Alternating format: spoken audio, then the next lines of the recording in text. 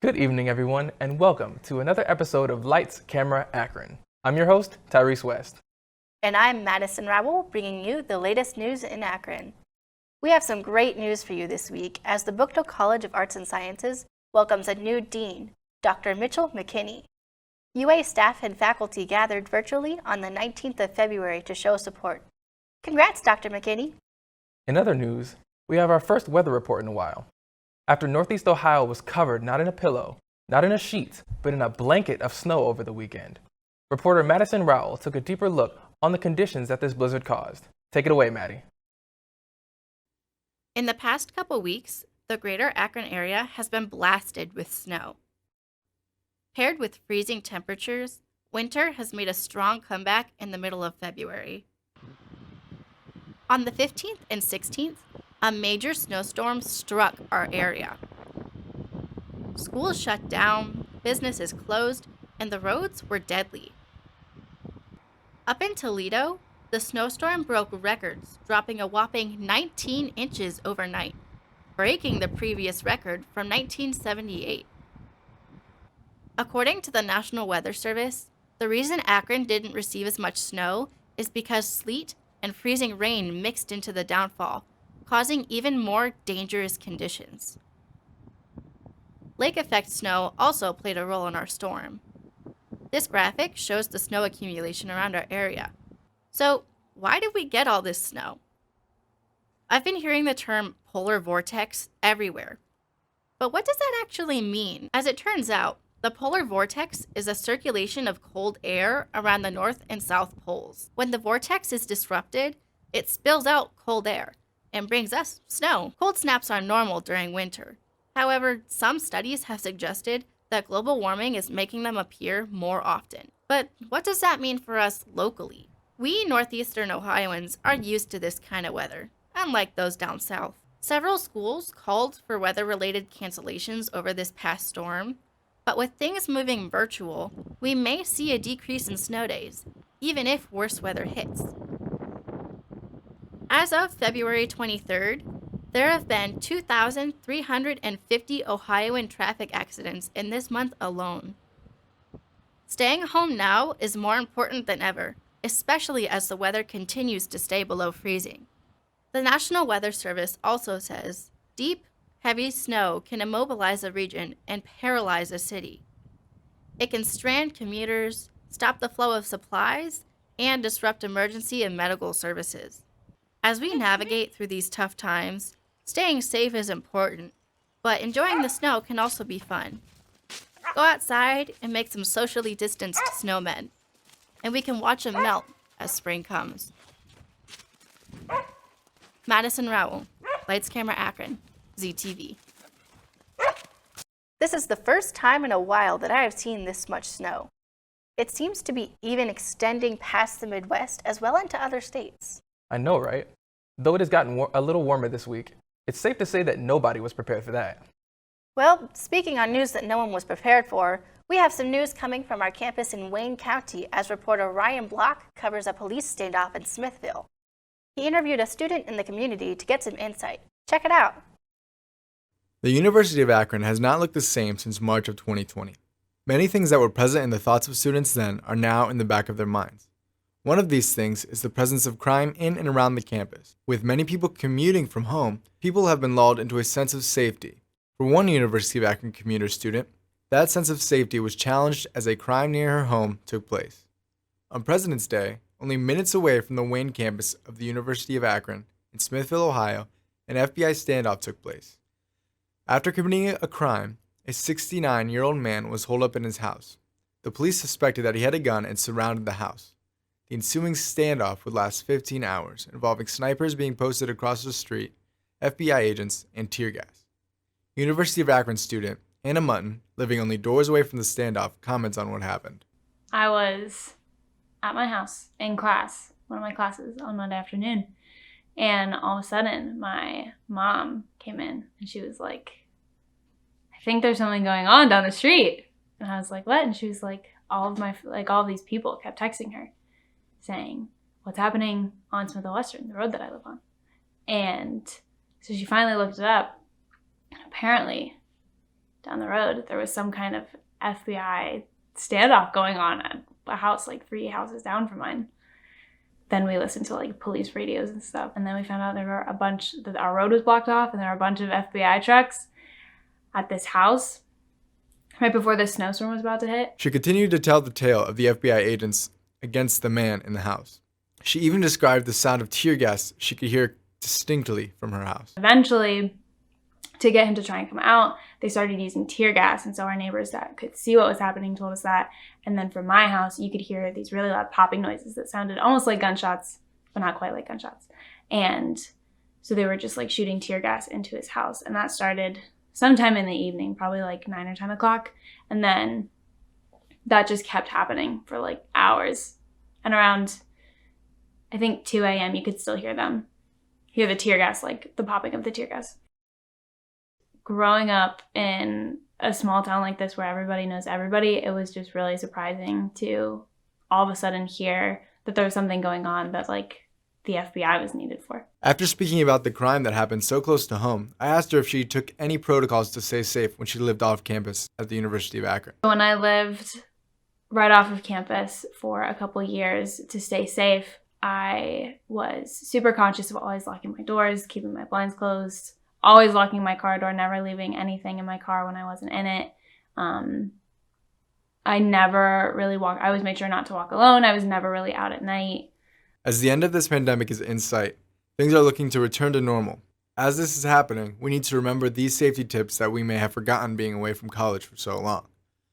Luckily, the University of Akron Police have even more tips for us. Some of their general safety tips are useful things to remember. They remind us that alcohol and other drugs can harm our perceptions and decision making. This can put us in a vulnerable position if we are not careful. They also remind us that there is safety in numbers. They recommend to travel in groups late at night and to let someone know if you will be traveling alone. A few other tips are to park in well-lit areas, cross the street or enter a store or business if you feel threatened, have your keys in hand as you approach your car and check under the car and the back seat before you enter, stash valuables in the trunk. They also tell us to not leave a drink unattended. If you are away from your drink any amount of time, toss it. It's not worth the risk. They also urge us to remember that if someone feels threatened at night, they can call the escort service at 330-972-7263. Police will escort us at any time. We also have over 350 emergency phones available to us throughout campus. If we notice anything suspicious or feel threatened, we can use these phones to get immediate assistance. Also remember the number 330-972-2911, which is the University of Akron's emergency line. Calling this number will get you right to the UA Police.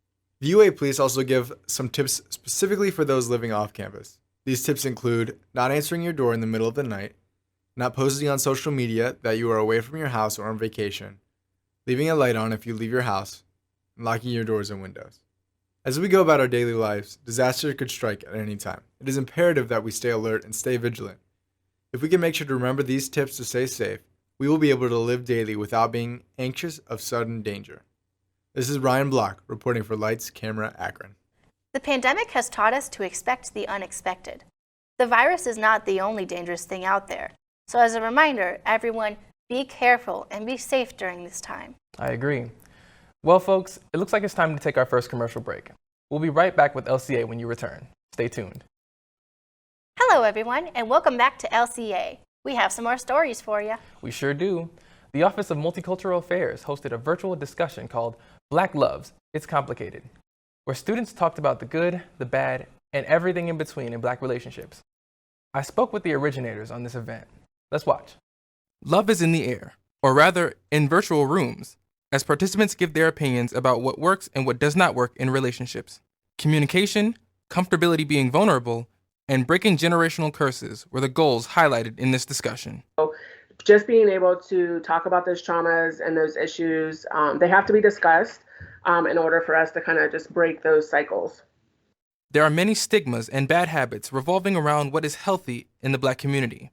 Students voice that it's hard for them to be vulnerable because of how they were raised. It's hard for them to kind of just let that wall down and be able to voice their true feelings because it wasn't a thing when they were growing up. Working through confusing emotions like this with a support group is crucial for this generation. But the goal in my mind, was to provide a safe space for Black or African American men and women to connect with one another. Both Brittany and Will have lots of experience under their belts, and we're happy to share some helpful tips. That we really need to do a better job of, in terms of, I'm just saying, as speaking as a man, in terms of communicating what we are expecting out of a relationship, if it is even a relationship, or like one student said, is it a situationship?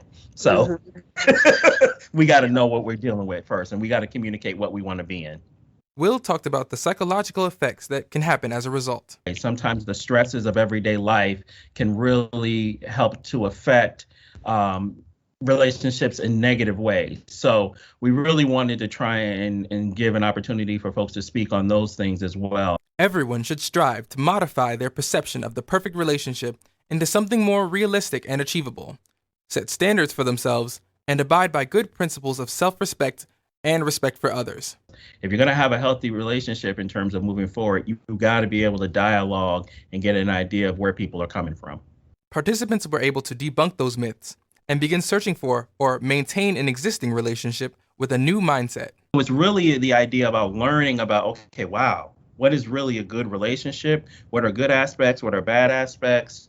Can we at least see eye to eye in terms of what those things are, and then move forward together in terms of addressing what we need out of our relationships? Will says that many perceptions of relationships are environmental and can come from what we see and what we're taught in our own homes. And these perceptions have adverse effects on younger people. Just like Michael Jackson's mama told him, be careful who you love. And so those are the things that, for me, that I think about when it comes to folks getting into relationships. It's really trying to decipher, like, hey, what do I really want out of this? It was important for all participants to be honest and truthful. This discussion provided the first step to understanding how to make that choice to let others in. I think if you share your experiences and your thoughts, you never know who that might reach, or that might impact, or whom that might help. It could change someone's perspective on a topic. It could help someone in a situation. I think as individuals, like, we go through situations, and we go through these situations thinking, oh my God, like, I'm the only one. Like, why is this only happening to me? But in actuality, there are so many people going through the same situation or a similar situation, but we're just afraid to talk about it. Sharing a romantic partnership with someone changes you in many ways. We all get more mature as we get older. Our priorities change as much as our desires. It's something that we need to address, I think, as men and as a people, because, moving forward in the world, we're going to be bringing forth, families and children and all these things. We have to figure out how to work out our emotions and our feelings, especially when it comes to basically generational trauma we basically dealt with as a people. So we got to figure out and have conversations and start talking about these things, so that way we can move forward and have healthy lives and healthy families and healthy children moving forward. Tyrese West, Lights Camera Akron, ZTV. I participated in that event, and it was a very interesting discussion with various inputs. More like it can be found on the UA homepage or RuConnect. There are more upcoming for anyone that want to participate. I think it's healthy to have open conversations with your partner or potential love interest. Indeed. Well, Akron City Council is officially making February 24th Dick Goddard Day.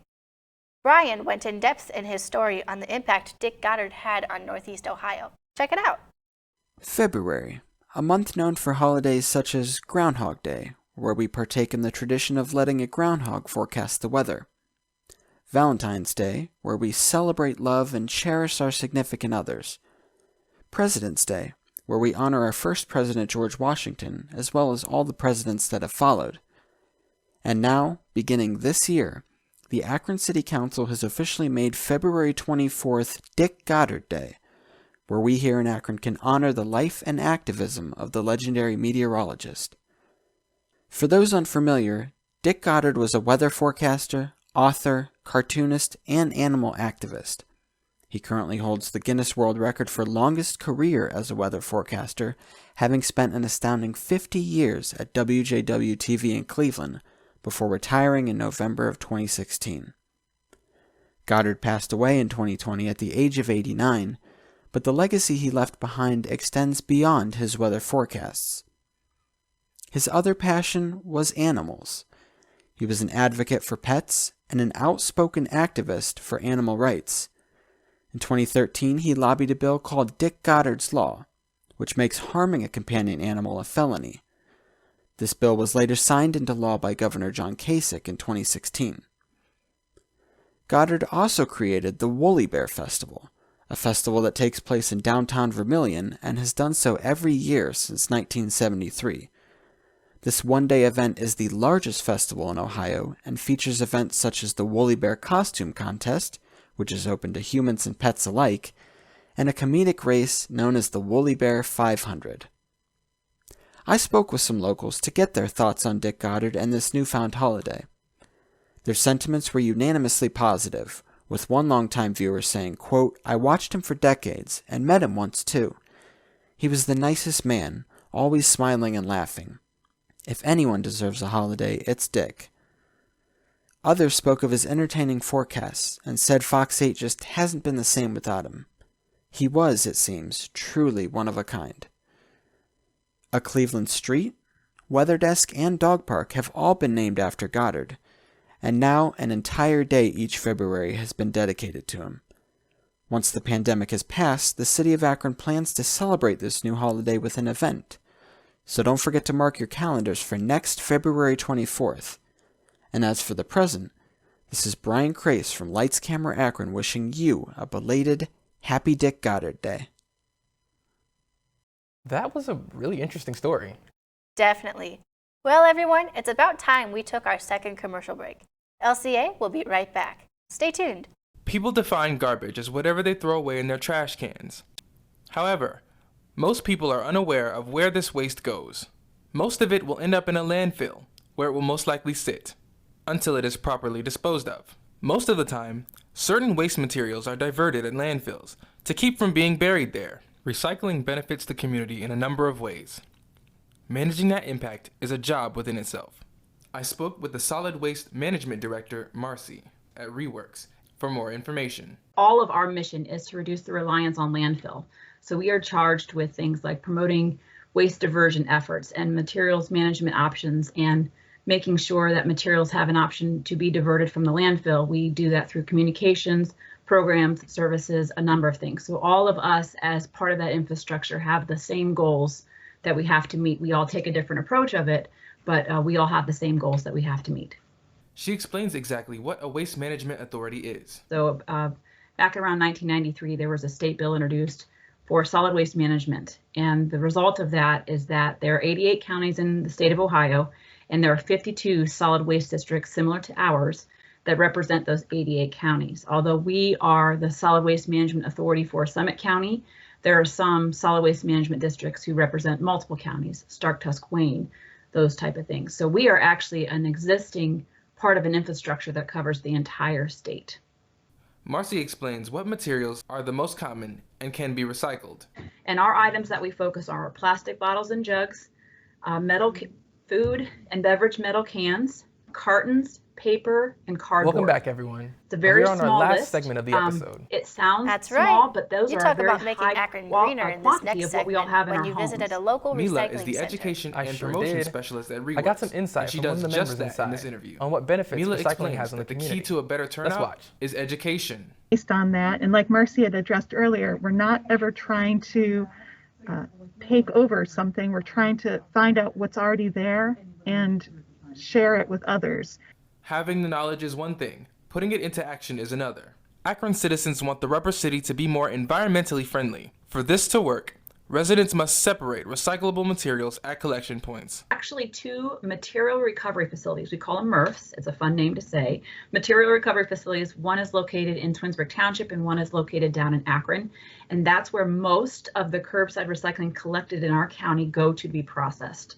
They are run by the private entities, so run by Waste Management and Kimball. So our job is to work with those facilities to make sure they tell us what they can recover and can recycle and convey that message then back to the residents. Reworks itself is not a drop-off location, but urges residents to use the ones that are present around Summit County. The University of Akron has a variety of drop-off points to encourage students to recycle. The coronavirus pandemic has taught us many things, one of which is to take a step back from the daily things that keep us all busy and remember to look at the bigger picture. Even during the pandemic, saving the environment is still a priority, especially in the efforts to reduce climate change. Be a good citizen and member of the community. Remember, you are not only helping yourself, but others as well. Every contribution counts, even the smallest, because after all, it's not the number of materials that matters, it's the number of people who are contributing. Continue to support recycling. In a challenging time, I want to reassure that material is being turned into new products. So continue to explore opportunities. Visit our website, summitreworks.com. Look at the material you have and see where it needs to go and give us the chance to show you. If there is not an opportunity, there's not an opportunity, but give it a chance. I would also like to encourage waste reduction at this time. That is something we always have the ability to do. Do we need to generate that material? Can we take actions to minimize what we generate? And that opportunity is available no matter what infrastructure is in place. So as far as leaving with a thought, that's kind of where we'd like to challenge anybody who's listening to this to try to look at minimizing what we generate. But if you have it anyway, give it a chance to try to find another life. Keep it up, Akron. The members of Reworks and myself thank you. Tyrese West, Lights Camera Akron, ZTV. Well, that's all the time we have for today's episode. Make sure you like us on Facebook, follow us on Twitter, double tap to our posts on Instagram, and subscribe to our YouTube channel at ZTV LCA for the latest. I'm Tyrese West. And I'm Maddie Rowell. And thank you so much for watching Lights Camera Akron. We'll see you next time.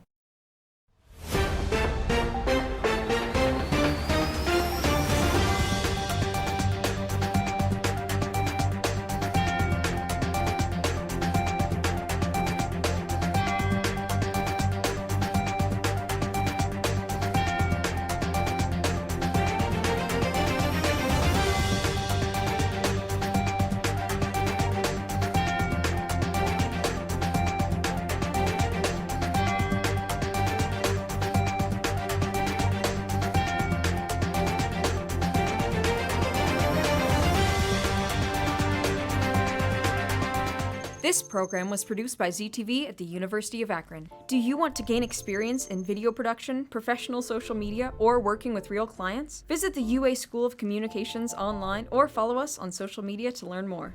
ZTV, make media, make a difference.